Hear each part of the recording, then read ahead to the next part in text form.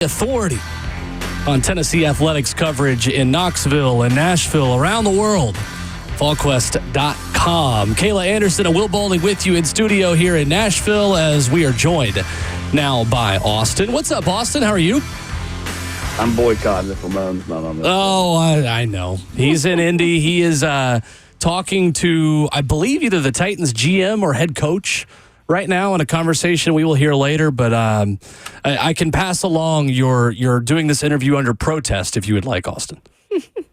I mean, I probably would have signed up if you could have got Sammy Kincaid to fill in for him, but, we'll make it work, just the three of us. We will make it work. Absolutely, we will. Austin, Tennessee and Nebraska are not going to make it work to play a football game because Nebraska wanted out. Seamless transition. How did this process start, and how frustrated do you believe Tennessee is with the way all of this went that now leaves them with an opening on the football schedule?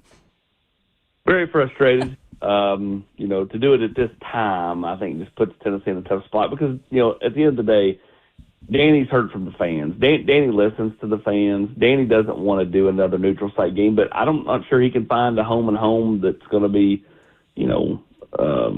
doable. And so, because you're not only looking for an opponent that has an opening, but then you're looking for an opponent that has the same week that you need. It's like, the high school, there's several high school teams that maybe need a game or two left on their schedule, but, if you need week 6 and everybody else has got week 4, it doesn't do you any good. So you got to find somebody that matches up with what you're looking for.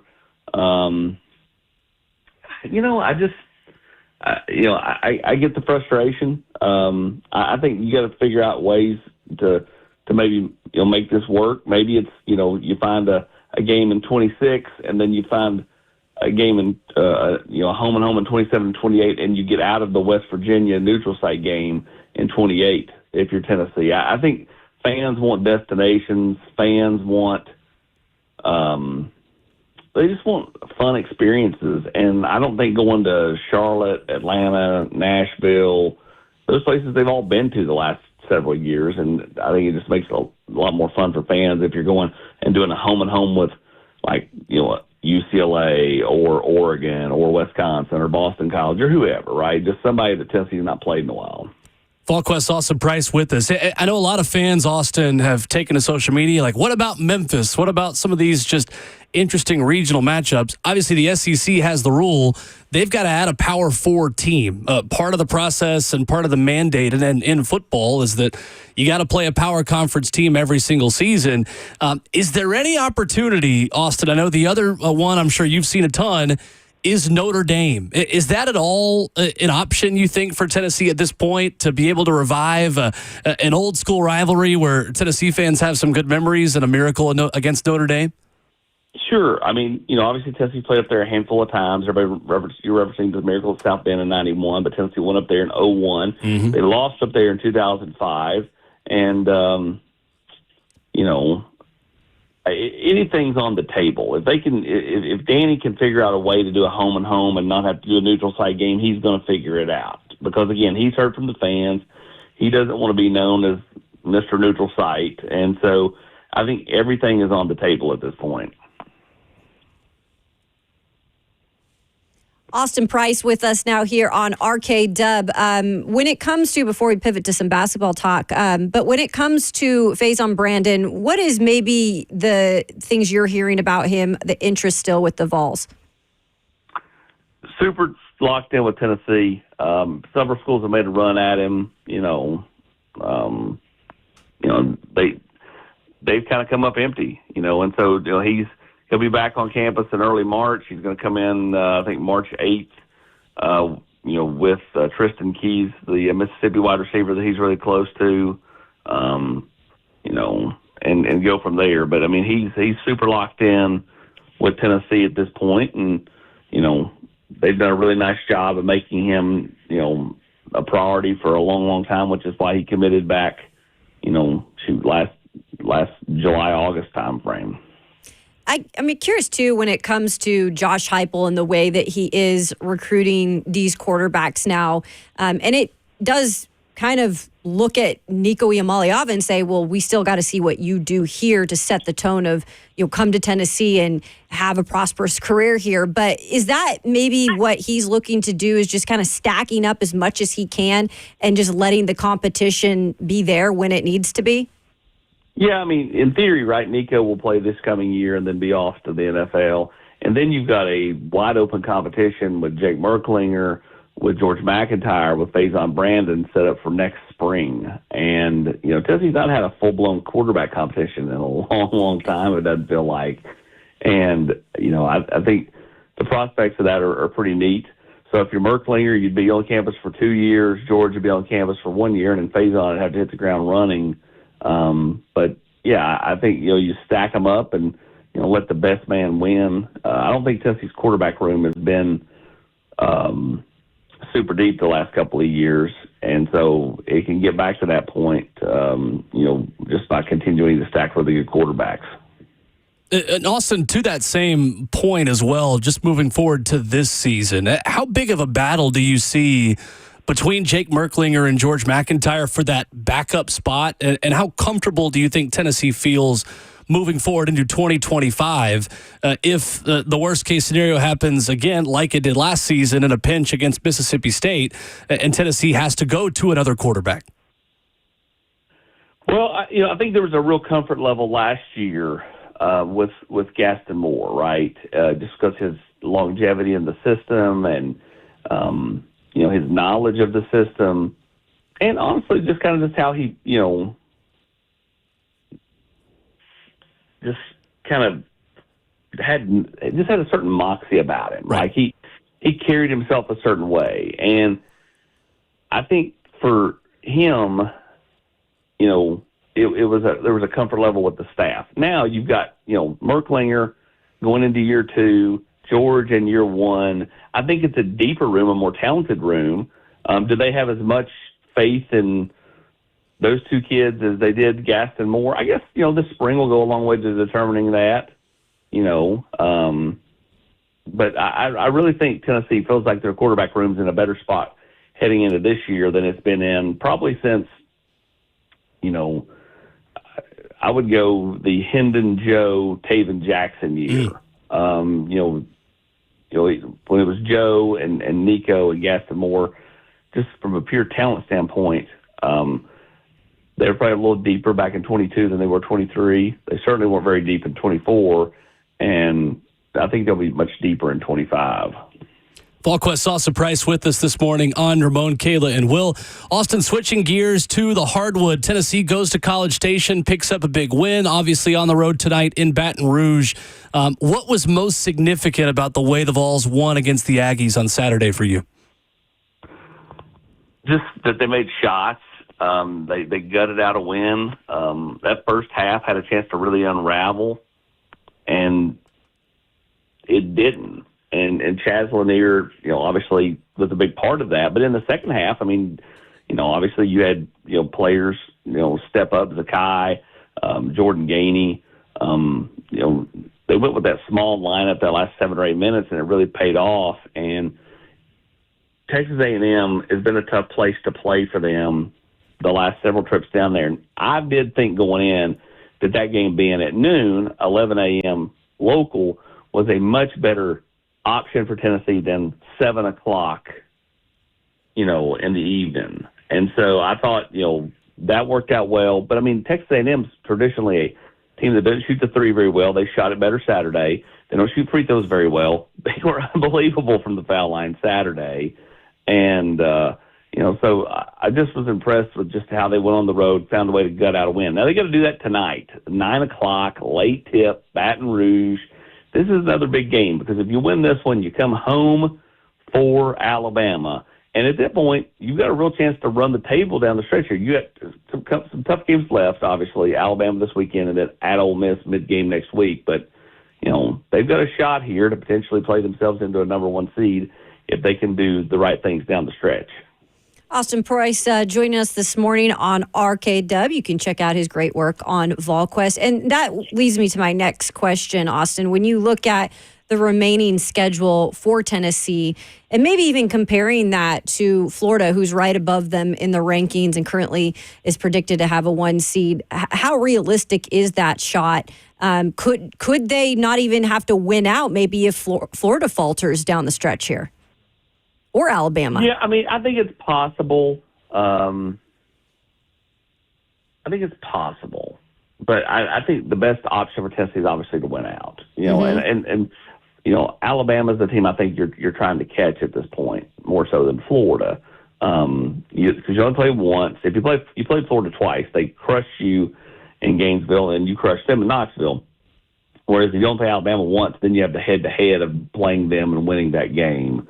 You know, so I think it's possible, but I think the best avenue is just to continue to play your best basketball. And realistically, 1 seed, 2 seed, I don't think that really matters because, I mean, you're just going to be flipping with the team. You know, if you're the 1, you know, you're going to have the really strong 2. If you're the 2, you're going to be in there with the weaker 1.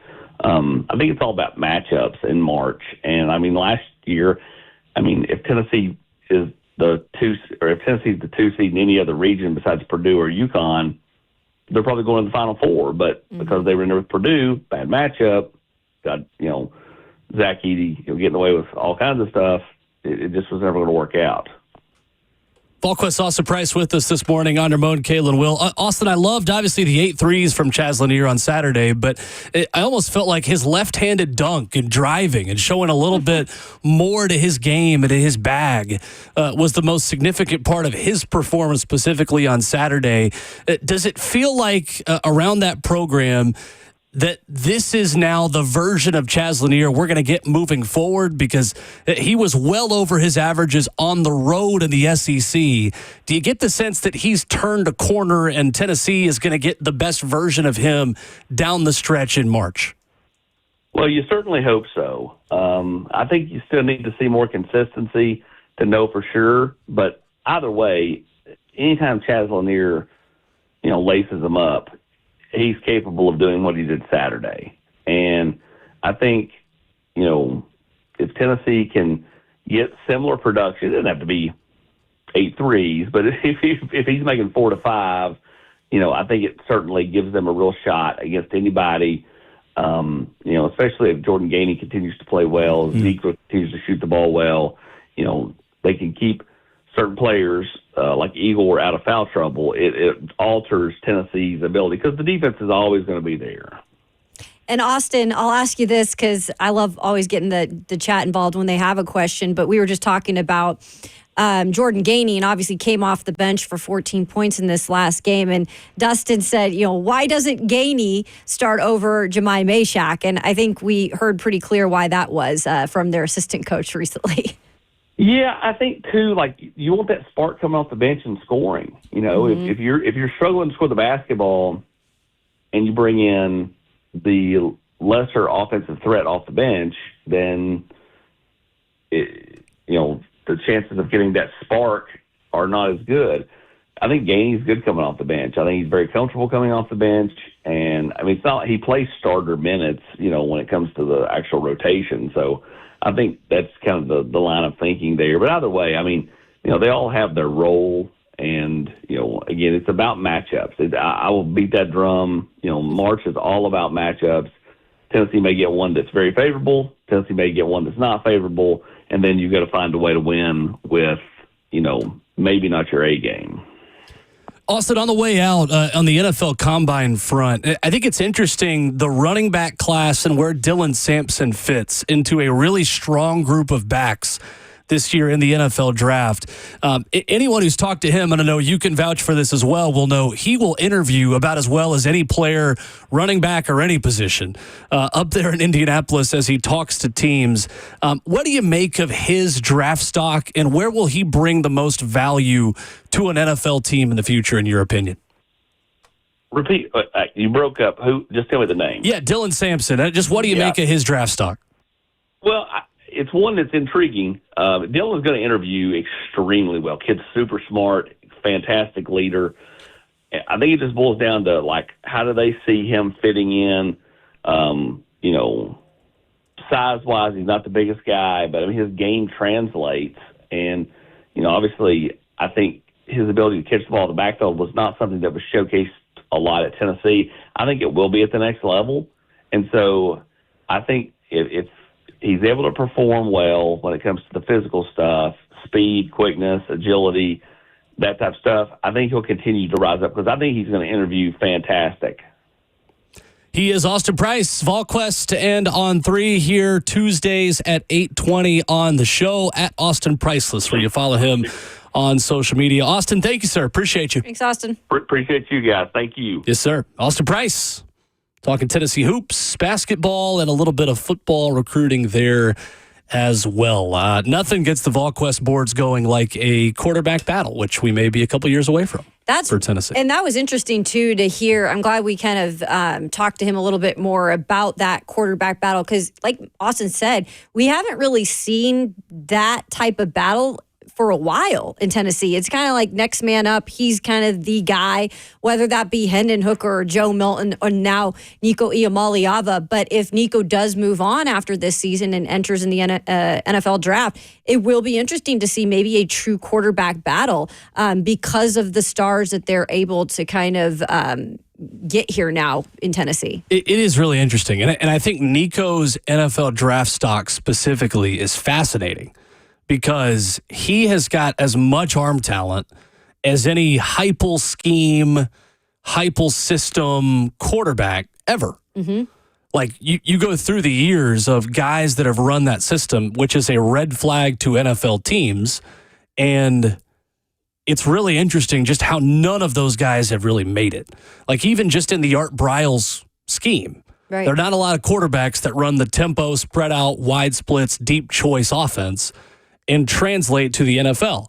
Well, Nico has athleticism, processing ability that needs to be honed in on, sure, but has the arm talent that not a lot of those quarterbacks have had. So I'm really interested to see what his year looks like from the NFL perspective. And I don't like evaluating college players while they're still in college just based on what the NFL thinks. But in terms of what it means for Tennessee's program moving forward, if Tennessee was a Georgia level system and Nico puts up a lot of numbers this year, maybe he is more easily transferable to the NFL.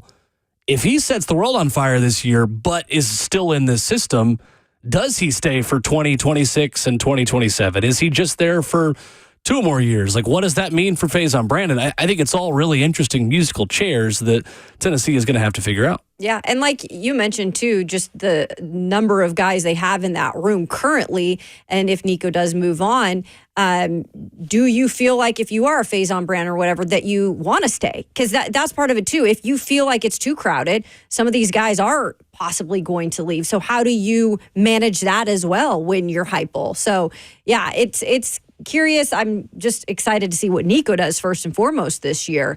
But it is interesting moving forward how they handle that.